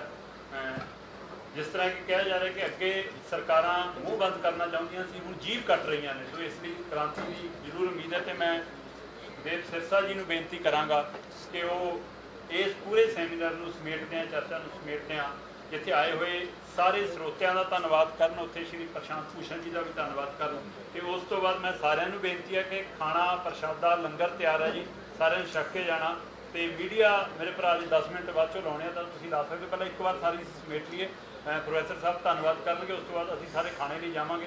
ਤੁਸੀਂ ਉਸ ਸਮੇਂ 10 ਮਿੰਟ ਇਹਨਾਂ ਨਾਲ ਗੱਲ ਕਰ ਸਕਦੇ ਹੋ। ਧੰਨਵਾਦ। ਦੋਸਤੋ, ਮੈਂ ਤੁਹਾਡਾ ਹੋਰ ਇਮਤਿਹਾਨ ਨਹੀਂ ਲਵਾਂਗਾ ਕਿਉਂਕਿ ਬਹੁਤ ਦੇਰ ਤੋਂ ਤੁਸੀਂ ਇੰਤਜ਼ਾਰ ਕੀਤਾ। ਅਸੀਂ ਜਾਗਦਾ ਪੰਜਾਬ ਮੰਚ ਵੱਲੋਂ ਬਹੁਤ ਹੀ ਮਸ਼ਕੂਰ ਹਾਂ ਪ੍ਰਸ਼ਾਂਤ ਭੂਸ਼ਣ ਜੀ ਦੇ, ਜਿਨ੍ਹਾਂ ਨੇ ਬਹੁਤ ਮੁਸ਼ਕਿਲ ਸਥਿਤੀਆਂ 'ਚ ਸਮਾਂ ਕੱਢਿਆ ਤੇ ਬਹੁਤ ਬੇਬਾਕ ਹੋ ਕੇ ਸਾਡੇ ਨਾਲ ਗੱਲਾਂ ਕੀਤੀਆਂ। ਮੈਨੂੰ ਇਹ ਲੱਗਦਾ ਆ ਕਿ ਅੱਜ ਹਿੰਦੁਸਤਾਨ ਦੇ ਲੋਕਾਂ ਦੀ ਉਹ ਆਸ ਬਣ ਚੁੱਕੇ ਨੇ। ਬਿਲਕੁਲ। ਜਦੋਂ ਸੁਪਰੀਮ ਕੋਰਟ ਦੇ ਵਿੱਚ ਉਹਨਾਂ ਦੇ ਖਿਲਾਫ ਮਾਨਹਾਨੀ ਦਾ ਕੇਸ ਚੱਲ ਰਿਹਾ ਸੀ ਤਾਂ ਇੰਜ ਲੱਗਦਾ ਸੀ ਕਿ ਇੱਕ ਪਾਸੇ ਸਾਡੇ ਦੇਸ਼ ਦੀ ਸੱਤਾ ਤੇ ਉਸ ਸੱਤਾ ਦੀ ਖਰੀਦੀ ਹੋਈ ਜੁਡੀਸ਼ਰੀ ਹੈ ਤੇ ਦੂਜੇ ਪਾਸੇ ਹਿੰਦੁਸਤਾਨ ਦੇ ਆਵਾਮ ਦੀ ਆਵਾਜ਼ ਬਣ ਚੁੱਕਿਆ ਸਾਡਾ ਸਾਥੀ ਆ, ਕਿ ਜਿਹੜਾ ਇਹ ਕਹਿ ਰਿਹਾ ਸੀ ਕਿ ਤੁਸੀਂ ਜੋ ਵੀ ਕਰਨਾ ਹੈ ਨਿਆਂ ਕਰੋ, ਜੋ ਵੀ ਕਰਨਾ ਹੈ ਤੁਸੀਂ ਕਰੋ, ਮੈਂ ਮੁਆਫੀ ਨਹੀਂ ਮੰਗਾਂਗਾ, ਮੈਂ ਆਪਣੀ ਜੋ ਗੱਲ ਕਹੀ ਉਸ ਤੋਂ ਪਿੱਛੇ ਨਹੀਂ ਹਟਾਂਗਾ। ਸੋ ਇਸ ਅੰਨੀ ਬੋਲੀ ਹਿੰਸਾ ਦੇ ਦੌਰ 'ਚ ਕਿਸੇ ਇੱਕ ਵਿਅਕਤੀ ਦਾ ਇੰਜ ਡਟ ਜਾਣਾ, ਮੈਂ ਸਮਝਦਾ ਕਿ ਉਹਦੇ ਪਿੱਛੇ ਇੱਕ ਬਹੁਤ ਵੱਡੀ ਮੋਰਲ ਫੋਰਸ ਹੁੰਦੀ ਹੈ ਲੋਕਾਂ ਦੀ। ਇਹ ਗੱਲ ਸਿਰਫ ਉਹੀ ਸਮਝ ਸਕਦਾ ਆ ਜਿਹੜਾ ਲੋਕਾਂ ਦੇ ਅਕਰੋਸ਼ ਨੂੰ ਸਮਝਦਾ ਹੋਵੇ ਔਰ ਜਿਹਦੀ ਨਬਜ਼ ਲੋਕਾਂ ਦੇ ਲੋਕਾਂ ਦੀਆਂ ਧੜਕਣਾਂ ਲੋਕਾਂ ਦੇ ਦਿਲਾਂ ਦੇ ਉੱਤੇ ਹੋਵੇ। ਸੋ ਮੈਨੂੰ ਲੱਗਦਾ ਆ ਕਿ ਅੱਜ ਪ੍ਰਸ਼ਾਂਤ ਭੂਸ਼ਣ ਜੀ ਇੱਕ ਵਿਅਕਤੀ, ਇੱਕ ਐਡਵੋਕੇਟ ਨਹੀਂ ਰਹੇ, ਉਹ ਹਿੰਦੁਸਤਾਨ ਦੇ ਉਸ ਆਮ ਆਵਾਮ ਦੀ, ਉਸ ਆਮ ਵਿਅਕਤੀ ਦੀ ਆਵਾਜ਼ ਬਣ ਚੁੱਕੇ ਆ ਜਿਹਨੂੰ ਬੇਪਨਾਹ ਕਿਸਮ ਦੀ ਹਿੰਸਾ ਤੇ ਬੇਪਨਾਹ ਕਿਸਮ ਦੀ ਦਹਿਸ਼ਤ ਵਿੱਚੋਂ ਗੁਜ਼ਰਿਆ। ਅਸੀਂ ਪੰਜਾਬ ਵੱਲੋਂ ਉਹਨਾਂ ਨੂੰ ਸਿਰਫ ਇੱਕੋ ਹੀ ਆਸ਼ਵਾਸਨ ਦਿਵਾਉਣਾ ਚਾਹੁੰਦੇ ਹਾਂ। ਵੈਸੇ ਉਹਨਾਂ ਨੇ ਆਪ ਵੀ ਇਹ ਗੱਲ ਕਹੀ ਹੈ ਕਿ ਜਦੋਂ ਦਿੱਲੀ ਦੀਆਂ ਸਰਕਾਰਾਂ ਜਾਂ ਹਿੰਦੁਸਤਾਨ ਦੀ ਸਰਕਾਰ ਜਦੋਂ ਉਹਨਾਂ ਵੱਲ ਦੇਖ ਰਹੀ ਹੁੰਦੀ ਆ ਤੇ ਉਦੋਂ ਪੰਜਾਬ ਦੇ ਕੋਨੇ-ਕੋਨੇ ਤੋਂ ਬਿਲਕੁਲ ਠੀਕ ਇੱਕ ਆਵਾਜ਼ ਉੱਠ ਰਹੀ ਹੁੰਦੀ ਆ, ਉਹ ਵੀ ਉਹਨਾਂ ਵੱਲ ਦੇਖ ਰਹੀ ਹੁੰਦੀ ਆ ਤੇ ਇਹ ਕਹਿ ਰਹੀ ਹੁੰਦੀ ਆ ਕਿ ਪ੍ਰਸ਼ਾਂਤ ਭੂਸ਼ਣ ਅਸੀਂ ਤੁਹਾਡੇ ਨਾਲ ਹਾਂ। ਪਰ ਮੈਨੂੰ ਇਹ ਆਸ ਹੈ ਕਿ ਜਿਸ ਤਰ੍ਹਾਂ ਦਾ ਸੰਘਰਸ਼ ਇਸ ਵੇਲੇ ਹਿੰਦੁਸਤਾਨ ਦੇ ਕਿਸਾਨਾਂ ਨੇ ਵਿੱਢਿਆ ਆ, ਜਿਸ ਤਰ੍ਹਾਂ ਦਾ ਸੰਘਰਸ਼ ਸਾਡੀਆਂ ਦੀਆਂ ਮਾਰਜਨਾਈਜ਼ਡ ਸਾਡੇ ਜਿਹੜੇ ਸੈਕਸ਼ਨ ਨੇ, ਜਿਹੜਾ ਸਾਡਾ ਉਹ ਹਾਸ਼ੀਏ ਦਾ ਸਮਾਜ ਜਿਹਨੂੰ ਅਸੀਂ ਹਜ਼ਾਰਾਂ ਸਾਲਾਂ ਤੋਂ ਇੱਕ ਸ਼ਰਮਿੰਦਗੀ ਦੀ ਜ਼ਿੰਦਗੀ ਜੀਣ ਲਈ ਮਜਬੂਰ ਕੀਤਾ ਆ, ਸੋ ਉਹਨਾਂ ਆਹਤ ਲੋਕਾਂ ਦੀ ਆਵਾਜ਼ ਵੀ ਅੱਜ ਸਾਨੂੰ ਸੁਣਾਈ ਦੇ ਰਹੀ ਆ। ਅੱਜ ਮੈਨੂੰ ਇਸ ਗੱਲ ਦੀ ਬਹੁਤ ਖੁਸ਼ੀ ਆ ਕਿ ਵੱਡੀ ਗਿਣਤੀ 'ਚ ਮੇਰੇ ਨੌਜਵਾਨ ਸਾਥੀ ਆਏ ਨੇ। ਅਸੀਂ ਆਪਣੀਆਂ ਉਮਰਾਂ ਖਾਧੀ ਪੀਤੀ ਬੈਠੇ ਆ। ਮੈਨੂੰ ਤੁਹਾਡੇ ਤੋਂ ਆਸ ਆ ਔਰ ਖ਼ਾਸ ਤੌਰ 'ਤੇ ਮੈਂ ਇਹਨਾਂ ਨੌਜਵਾਨ ਸਾਥੀਆਂ ਨੂੰ ਕੋਈ ਗੱਲ ਕਹਿਣੀ ਚਾਹੁੰਦਾ ਆ ਕਿ ਜਿਸ ਕਿਸਮ ਦੀ ਸੰਪੂਰਨ ਕ੍ਰਾਂਤੀ, ਇਹ ਸੰਪੂਰਨ ਕ੍ਰਾਂਤੀ ਉਦੋਂ ਹੀ ਸੰਪੂਰਨ ਕ੍ਰਾਂਤੀ ਹੋਏਗੀ ਜਦੋਂ ਇਹਦੇ 'ਚ ਮਹਿਲਾਵਾਂ ਸ਼ਾਮਲ ਹੋਣਗੀਆਂ, ਜਦੋਂ ਇਹਦੇ 'ਚ ਨੌਜਵਾਨ ਸ਼ਾਮਲ ਹੋਣਗੇ ਤੇ ਜਦੋਂ ਇਹਦੇ 'ਚ ਉਹ ਸਾਰਾ ਹਾਸ਼ੀਏ ਦਾ ਸਮਾਜ ਜਿਨ੍ਹਾਂ ਨੂੰ ਅਸੀਂ ਇੱਕ ਤਰ੍ਹਾਂ ਦੀ ਦਰਿੰਦਗੀ ਜੀਣ ਲਈ ਮਜਬੂਰ ਕੀਤਾ ਆ, ਉਹ ਜਦੋਂ ਸਾਡੇ ਨਾਲ ਖੜਾ ਹੋਏਗਾ ਤੇ ਉਹ ਦਿਨ ਦੂਰ ਨਹੀਂ ਜਦੋਂ ਅਸੀਂ ਇਹਨਾਂ ਮੰਚਾਂ ਤੋਂ ਫਿਰ ਤੁਹਾਨੂੰ ਪ੍ਰਸ਼ਾਂਤ ਭੂਸ਼ਣ ਜੀ ਵਰਗੇ ਜਿਹੜੇ ਸਾਡੇ ਜੁਝਾਰੂ ਸਾਥੀ ਆ ਉਹਨਾਂ ਨਾਲ ਮਿਲਾਉਂਦੇ ਰਵਾਂਗੇ। ਤੇ ਉਹਨਾਂ ਨੂੰ ਵੀ ਮੈਂ ਇਹ ਗੁਜ਼ਾਰਿਸ਼ ਕਰਦਾ ਰਹਾਂਗਾ ਕਿ ਪੰਜਾਬ ਤੁਹਾਡੇ ਵੱਲ ਦੇਖਦਾ ਆ, ਪੰਜਾਬ ਤੁਹਾਨੂੰ ਉਡੀਕਦਾ ਆ, ਪੰਜਾਬ ਤੁਹਾਡੀ ਆਵਾਜ਼ ਦੇ ਨਾਲ ਆਪਣੀ ਆਵਾਜ਼ ਮਿਲਾਉਣੀ ਚਾਹੁੰਦਾ ਆ। ਸੋ ਮੈਂ ਉਹਨਾਂ ਦਾ ਬਹੁਤ ਮਸ਼ਕੂਰ ਹਾਂ, ਉਹਨਾਂ ਦਾ ਬਹੁਤ ਸ਼ੁਕਰੀਆ ਕਰਦਾ ਹਾਂ। ਤੁਹਾਡਾ ਮੈਂ ਬਹੁਤ ਮਸ਼ਕੂਰ ਹਾਂ ਕਿ ਤੁਸੀਂ ਲੰਮਾ ਸਮਾਂ ਇੰਤਜ਼ਾਰ ਕੀਤਾ ਔਰ ਖ਼ਾਸ ਤੌਰ 'ਤੇ ਮੈਂ ਮੀਡੀਆ ਵਾਲੇ ਸਾਥੀਆਂ ਦਾ ਵੀ ਬਹੁਤ ਮਸ਼ਕੂਰ ਹਾਂ ਕਿ ਤੁਸੀਂ ਸਾਡੇ ਸੱਦੇ 'ਤੇ ਆਏ ਤੇ ਤੁਹਾਨੂੰ ਬਹੁਤ ਇੰਤਜ਼ਾਰ ਕਰਨਾ ਪਿਆ। ਔਰ ਦੂਸਰੀ ਗੱਲ ਇਹ ਕਿ ਅਸੀਂ ਤੁਹਾਨੂੰ ਰੋਕ ਦਿੱਤਾ ਕਿ ਤੁਸੀਂ ਉਹਨਾਂ ਨਾਲ ਹਾਰਟ ਟੂ ਹਾਰਟ ਗੱਲ ਕਰਨੀ ਚਾਹੁੰਦੇ ਸੀ, ਅਸੀਂ ਤੁਹਾਨੂੰ ਰੋਕਿਆ। ਪਰ ਅਸੀਂ ਤੁਹਾਨੂੰ ਇਸ ਲਈ ਰੋਕਿਆ ਕਿਉਂਕਿ ਉਹ ਬਹੁਤ ਟੈਂਸ ਅਵਸਥਾ 'ਚ ਆਏ ਸੀ ਤੇ ਇਸ ਕਰਕੇ ਅਸੀਂ ਉਹਨਾਂ ਨੂੰ ਚਾਹੁੰਦੇ ਸੀ ਵੀ ਉਹ ਆਪਣੀ ਗੱਲ ਸਹਿਜ ਨਾਲ ਕਹਿਣ। ਹੁਣ ਤੁਹਾਡੇ ਤੇ ਉਹਨਾਂ ਦੇ ਵਿਚਕਾਰ ਅਸੀਂ ਨਹੀਂ ਰੁਕਾਂਗੇ ਖਾਣਾ ਖਾਣ ਤੋਂ ਬਾਅਦ।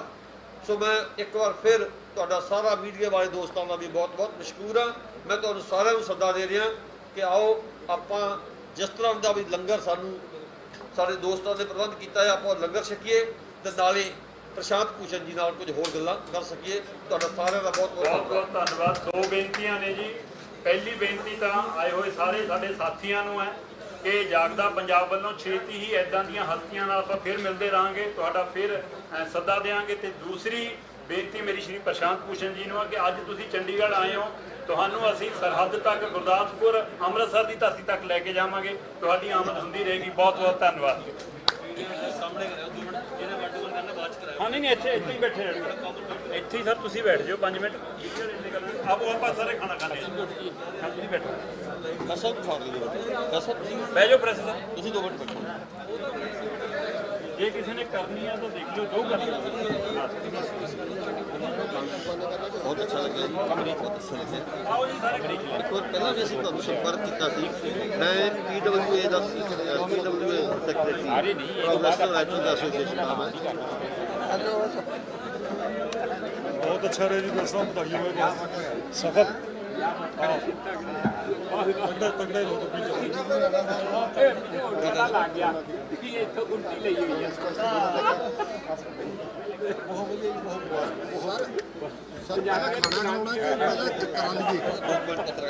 ਬਹੁਤ ਕਾਲੇ ਵੇ ਨਹੀਂ ਮੈਂ ਕਿਹਾ ਮੈਂ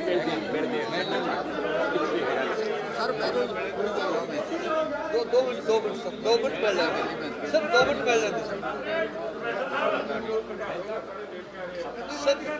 ਅੱਛਾ ਆਪਾਂ 2 ਬੈਠ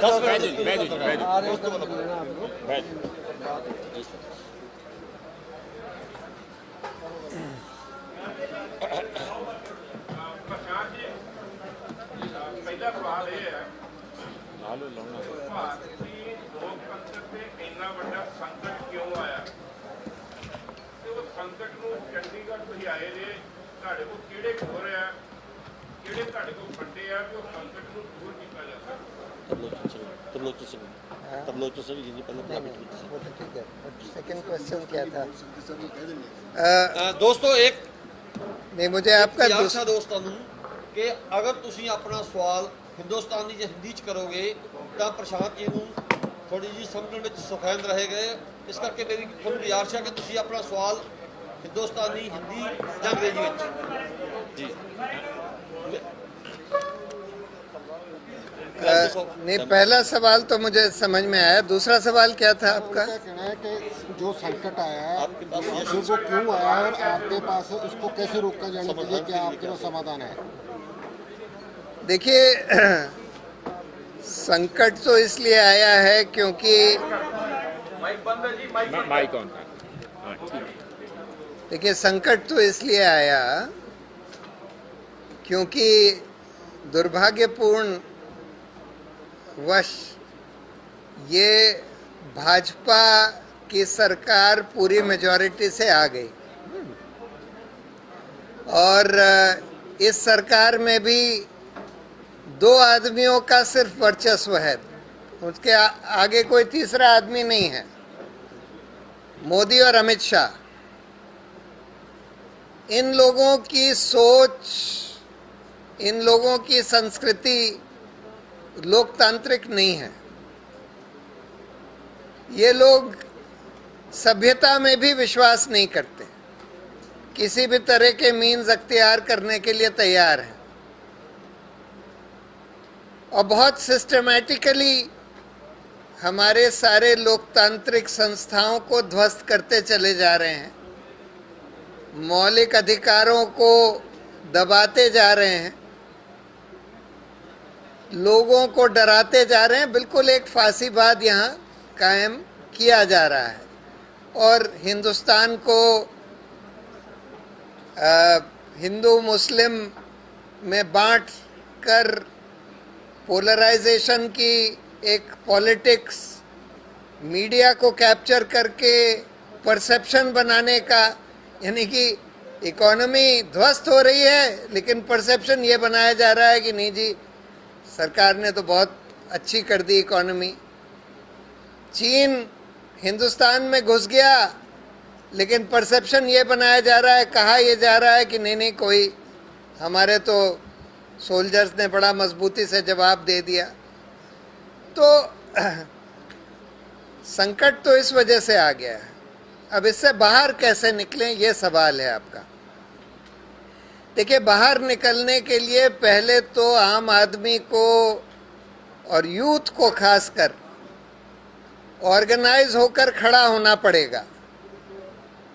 ये तो अब सबको दिख रहा है कि बहुत बड़ा संकट है, हमारी इकोनॉमी ध्वस्त हो गई है, सब जॉब्स चले गए हैं, हर तरह के अत्याचार हो रहे हैं, महिलाओं के ऊपर अत्याचार हो रहे हैं, दलितों के ऊपर हो रहे हैं, मुसलमानों के ऊपर हो रहे हैं, कानून का राज बचा ही नहीं है, एक्टिविस्ट को विक्टिमाइज किया जा रहा है। ये सबको अब दिख रहा है। अब तो ऑर्गेनाइज होकर लोगों को खड़ा होना पड़ेगा और जो डर है अपने मन से वो निकालना पड़ेगा, चाहे वो किसान हो, चाहे यूथ हो, चाहे कोई भी सेक्शन, चाहे दलित हो, चाहे महिलाएं हो, सबको खड़ा होना पड़ेगा। और जैसे मैंने बोला कि ये एक इंडिपेंडेंस की लड़ाई से कम नहीं है, संपूर्ण क्रांति आंदोलन ही होना होगा इस देश में। आपने सारा एलिगेशन सिर्फ बीजेपी और सेंट्रल गवर्नमेंट ने दे दिया है, बाकी पॉलिटिकल पार्टीज के रोल के ऊपर क्या आप कहना चाहेंगे? हाँ, नहीं देखिए, बाकी पॉलिटिकल पार्टीज में भी बहुत प्रॉब्लम है, भ्रष्टाचार भी है और भी प्रॉब्लम्स हैं। बहुत बार वो पॉलिटिकल पार्टीज भी इसी तरह की चीजें करना चाहती हैं, कई लेकिन जितना ज्यादा लोकतांत्रिक संस्थानों को ध्वस्त करने का, मौलिक अधिकारों को कुचलने का, एक्टिविस्ट, माइनॉरिटीज, दलितों के खिलाफ अत्याचार जितना इस सरकार ने किया है और जितनी फांसीवादी और असभ्य सोच इस सरकार और इस पार्टी की है, उतनी मैंने कभी नहीं देखी किसी और पार्टी की। मैंने इमरजेंसी का दौर भी देखा, लेकिन इमरजेंसी के दौर में भी इस तरह का असभ्य एटमॉस्फेयर और बिल्कुल जिसको कहते हैं कि लिंच मॉब्स को सड़कों पर छोड़ना, इस तरह की सिचुएशन इमरजेंसी के दौरान में। बीजेपी का पॉलिटिकल अल्टरनेटिव क्या है? कांग्रेस है, आम आदमी पार्टी है? नहीं, ऐसे कोई आज कहना बड़ा मुश्किल है कि कौन एक पॉलिटिकल अल्टरनेटिव है। पॉलिटिकल अल्टरनेटिव तो एमर्ज होना होगा। पर मेरी राय में अगर आप कोई एक पॉलिटिकल पार्टी को चिन्हित करना चाहें तो मेरी राय में अभी भी कांग्रेस ही एक वो पार्टी है जो कि एक पॉलिटिकल सिंगल जो एक पॉलिटिकल अल्टरनेटिव को लीड कर सकती है। लेकिन कांग्रेस में भी बहुत सारी प्रॉब्लम्स हैं, हर तरह की प्रॉब्लम्स हैं, उनके पार्टी ऑर्गेनाइजेशन में प्रॉब्लम्स हैं, भ्रष्टाचार भी है, सब कुछ है। तो इसलिए अभी तो लोगों को ढूंढना होगा कि किस तरह का अल्टरनेटिव कैसे इमर्ज करेगा। प्रशांत जी, जिस देश की 80% सोसाइटी हिंदू वर्ग ये मान चुका है कि नरेंद्र मोदी देश में जब से आए तो जो हिंदू भाईचारा वो मजबूत हुआ, वो जो डर था वो खत्म हुआ, तो आपकी जो आपके विकल्प दे रहे हैं, क्या वो स्टैंड करते हैं जब देश की सोसाइटी ये मान चुकी हो और 80% वो भाईचारा कह रहा है कि हमारा हिंदू राष्ट्र बन चुका है, तो कैसे स्टैंड करेंगे आपके जो है? नहीं, मेरी राय में ये परसेप्शन आपका सही नहीं है। 80% 80% हिंदू ज़रूर हैं, लेकिन 80% हिंदू ये नहीं मानते हैं, वो सारे हिंदू ये नहीं मानते हैं। उसमें से कुछ हिंदू हो सकता है ज़रूर वो मानते होंगे जो आप कह रहे हैं, लेकिन ज़्यादा हिंदुओं को तो अब ये फीलिंग है कि इन्होंने अपनी राजनीति के लिए, अपनी राजनीतिक रोटियां सेकने के लिए नफरत फैलाई है कि हिंदुस्तान में कोई ज़रूरत नहीं है कि हिंदू मुस्लिम की, मुस्लिम्स जो हैं हिंदुओं के लिए कोई थ्रेट नहीं है इस देश में। और ये बात ज़्यादातर लोग समझते हैं। कुछ लोगों के माइंड में ये प्रोपेगेंडा से, फेक न्यूज़ से ये बात भर दी गई है कि जैसे मुस्लिम्स हिंदुओं के लिए बहुत बड़ा थ्रेट हैं, बट ये थोड़े ही लोगों के माइंड में आई हैं और जिनके माइंड में भी ये पॉइजन भरा गया है उनके उनके उनके माइंड्स को भी ठीक करने की ज़रूरत है। उनके पास भी देखिए, डाइवर्सिटी हिंदुस्तान की जो रिलीजियस, कल्चरल, एथनिक और लिंग्विस्टिक डाइवर्सिटी है, ये हिंदुस्तान की एक बहुत बड़ी स्ट्रेंथ है। जैसे बायोडाइवर्सिटी किसी एनवायरनमेंट के लिए स्ट्रेंथ होती है, तो ये सब डाइवर्सिटी, ह्यूमन डाइवर्सिटी उस सोसाइटी की स्ट्रेंथ होती है और हिंदुस्तान की ये बहुत बड़ी ताकत है और इसको हमको समेट के रखना ज़रूरी है। जब जब इस तरह का फैलाया गया, जैसे नाज़ी जर्मनी में, या अब आजकल की हिंदू राष्ट्र बना लो और बिल्कुल एक ही तरह के लोग होने चाहिए, उसका बहुत खतरनाक परिणाम हुआ। किसान ऑर्डिनेंस पे भगवंत मान ये प्रचार कर रहे हैं कि ग्राम सभाएं अगर इस बारे में प्रस्ताव पारित करते हैं तो सुप्रीम कोर्ट में भी इसे चुनौती नहीं दे सकती सरकार, तो क्या ये सही है? सुप्रीम कोर्ट में किसको चुनौती? ये प्रचार कर रहे हैं कि किसान ऑर्डिनेंस के खिलाफ अगर गांव की पंचायतें ग्राम सभाएं प्रस्ताव पारित कर दें तो सरकार इसे केंद्र में भी चुनौती नहीं दे सकती, सुप्रीम कोर्ट में भी चुनौती नहीं दे सकती केंद्र सरकार। क्या ये सही है? सरकार को चुनौती थोड़ी देनी है, उन्होंने तो कानून बनाया। पारित होकर जाता है। अच्छा, प्रस्ताव नहीं, उससे कोई मतलब नहीं है, क्योंकि अभी तो इन्होंने इस कानून के द्वारा, नहीं, उसका कोई मतलब नहीं है। इस कानून के द्वारा इन्होंने जो रेगुलेशन था और मिनिमम सपोर्ट प्राइस और मंडियों का रेगुलेशन, वो इफेक्टिवली ख़त्म कर दिया है। कहने का भाव ये था कि क्या ग्राम सभा है, जो यूनिट है, ग्राम सभा का यूनिट है, क्या उसके मते की प्रस्ताव होता है, क्या उसमें इतनी पावर होती है कि जो सब गाँव अगर इकट्ठे होकर ग्राम सभा मता मेमोरेंडम दे दे तो क्या वो जो बिल पास हुआ है उसको रोका जा सकता है? क्या कॉन्स्टिट्यूशन में कुछ ऐसी प्रोविजन है? मतलब भगवंत मान का प्रचार सही नहीं है? मैंने उसको अभी स्टडी नहीं किया, इसलिए मैं पक्का नहीं कह सकता, लेकिन प्राइमा फेसी नहीं लगता है, प्राइमा फेसाई वो सही नहीं लगता है, लेकिन मैंने अभी उसको कोई स्टडी नहीं किया।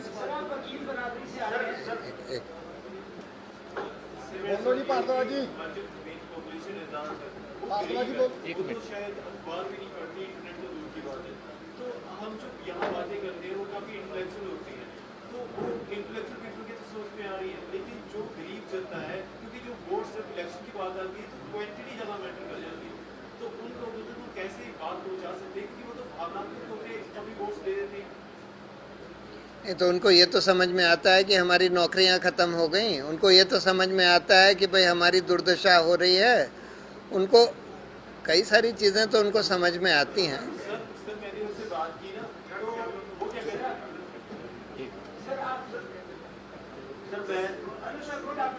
एक सेकंड। हाँ जी, करो गल। आज़ादी के बाद 25 साल के बाद 1975 में इंदिरा गांधी स्ट्रॉन्गेस्ट लीडर बनी, उसने इमरजेंसी लगा दी। बाद में जनता गवर्नमेंट आई 77 में, 2-2.5 साल में ही वो पड़ गया, ख़त्म हो गई। उसके बाद फिर दौर आया, जो दौर आपकी, जो आप पार्टी बनाई जिसमें आप भी बहुत अहम रोल आपने अदा किया, उसका भी या जनाजा निकला पंजाब में भी या सेंटर में भी, वो भी कह लीजिए। अब इंडिया का जो वोटर है, जो आम आदमी है, वो किस पर विश्वास करे? अपने आप पर विश्वास करें। देखिए,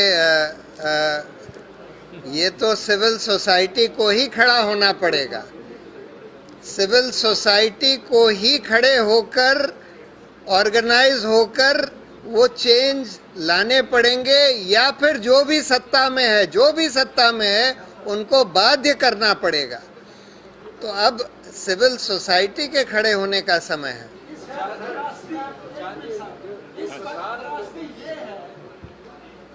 मोदी जैसा लीडर सामने आप या दुनिया या लोग राहुल को पेश कर रहे हैं, क्या ये कंपैरिजन बन सकता है? कोई और लीडर क्यों नहीं उठता?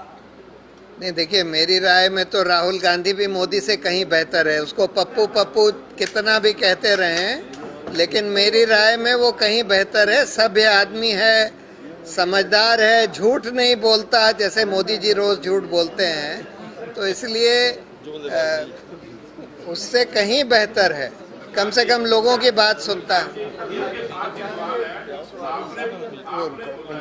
उनको बोलने दीजिए, उनको बोल एक मिनट। आपने बोला कि बीजेपी का अभी आपको अल्टरनेटिव कांग्रेस ही जाती है, क्या वो कांग्रेस को आप जानते हो जिन्होंने 84 में सिखों का शरेआम कत्लेआम किया, कि वो सेक्युलर पार्टी आपकी नजर में?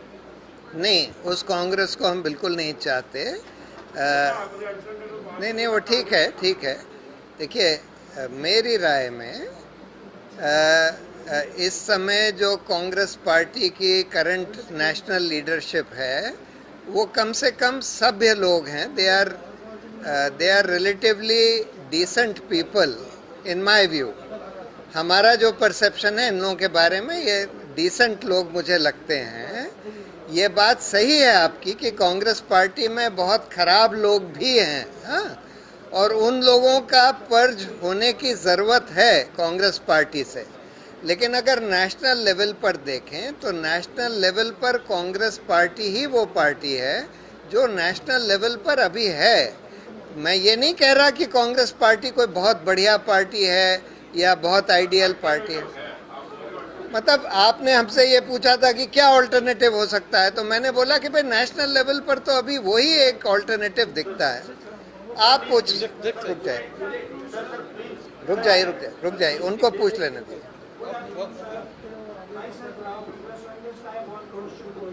यस, 1947 के बाद से पहले भी लाखों दलित लोग कत्ल हो चुके हैं। अगर लाखों लोगों का जो कत्ल है इस देश में हुआ है, लाखों औरतें रेप हुई हैं, तो अगर सद्दाम हुसैन को कुर्द लोगों के लिए उनका जेनोसाइड करने के लिए उसको फांसी पर चढ़ाया जा सकता है, मिलोसेविक को चढ़ाया जा सकता है, तो इस देश में किसको चढ़ना चाहिए फांसी पर? लाखों लोग जो सिंस 1947 के बाद जो जेनोसाइड दलितों का हो रहा है। नहीं, वो तो देखिए बहुत लोग रिस्पॉन्सिबल हो सकते हैं, ये तो एक एक करके देखना पड़ेगा। पर आज जो देखा जा रहा है, मतलब मैं तो सीधा सीधा कह सकता हूँ कि ये जो यूपी का चीफ मिनिस्टर है, जो अपने आप को योगी योगी कहता है,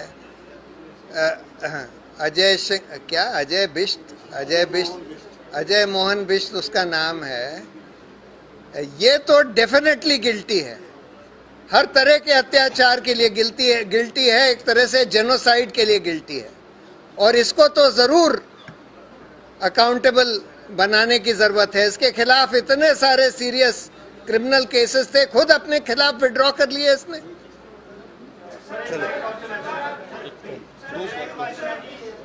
दो क्वेश्चन, एक मिनट। देखिए, पत्रकार साहब तो बोल ही लेंगे, सब आपसे क्वेश्चन कर रहे हैं। मैं बिल्कुल एक आम आदमी की तरह से आपसे क्वेश्चन पूछना था, थोड़ा सा माहौल को लाइट कर लेता हूँ। सर, सुप्रीम कोर्ट ने सर आपको एक फाइन किया था ₹1, क्या आपने वो पे कर दिया? पे कर दिया। सीरियस क्वेश्चन ये है सर कि देखिए, वहाँ एक सरदारी ने बहुत अच्छा सवाल पूछा था आपसे, इसका जो आम पब्लिक है उसको ये बातें समझ में नहीं आती। आप कुछ बातें मैं थोड़ा सा सॉरी फील करूँगा कि मेरे सबसे ऊपर से गुजर गई है कि क्या हमें अपनी एजुकेशन पॉलिसी के ऊपर बात नहीं करनी चाहिए? क्या हम आज एग्रीकल्चर सेक्टर की बात कर रहे हैं तो उसको प्राइवेट हाथों में दिया जा रहा है? क्या हमने 80s और 90s के बीच में एजुकेशन को प्राइवेट सेक्टर को नहीं भेज दिया था? क्या ये हमारा क्या इस बात पे बात नहीं हो रही? यहाँ बहुत सारे बुद्धिजीवी बैठे हैं, यहाँ पैनल गर्ग जी बैठे हैं। प्लीज क्वेश्चन रखें आप, क्या ये लोग सर प्लीज मुझे 2 मिनट दे दीजिए। नहीं, सवाल करो यार। ठीक है, नहीं, एजुकेशन बहुत बड़ा इशू है, मैं मानता हूँ। आरटीई एक्ट है वो पूरे देश में 10 से 12% इम्प्लीमेंट हुआ है, क्या वो हमारे देश के लिए? नहीं, वो बहुत इम्पोर्टेंट इशू है, मैं मानता हूँ कि एजुकेशन बहुत इम्पोर्टेंट इशू है। आप आपसे आप वकील बरादरी से आते हैं, तो वकील जो 47 से पहले जो फ्रीडम स्ट्रगल चला था उसमें भी वकीलों की काफी बड़ी भूमिका थी। आप भी काम करते हो, बट जब आपके ऊपर हमला हुआ था कश्मीर के इशू पे आपने जब बयान दिया था, तब भी सुप्रीम कोर्ट बार एसोसिएशन ने, और जब अब डेफामेशन का केस हुआ तो आपके साथ खड़ी हुई प्रतीत नहीं हुई। एक तो ये क्यों है? दूसरा कि हम ऐसा कर सकते हैं जैसे सब कॉन्टिनेंट में पाकिस्तान में 2007 में मुशर्रफ के खिलाफ एक बहुत बड़ी तहरीक थी वकीलों की। Can India expect that kind of second black coat revolution? नहीं, ईमानदारी से मैं ये अभी नहीं कह सकता कि India I don't think India should wait for or expect a black coat revolution. But I do believe that lawyers have to play, at least some lawyers, not necessarily lawyers as a community, but at least some lawyers have to play a very important role, firstly in being at the forefront of a movement for judicial reforms, which is a very, very important issue in this country. And more than that, also being in the forefront of this fight back to reclaim democracy and our republic.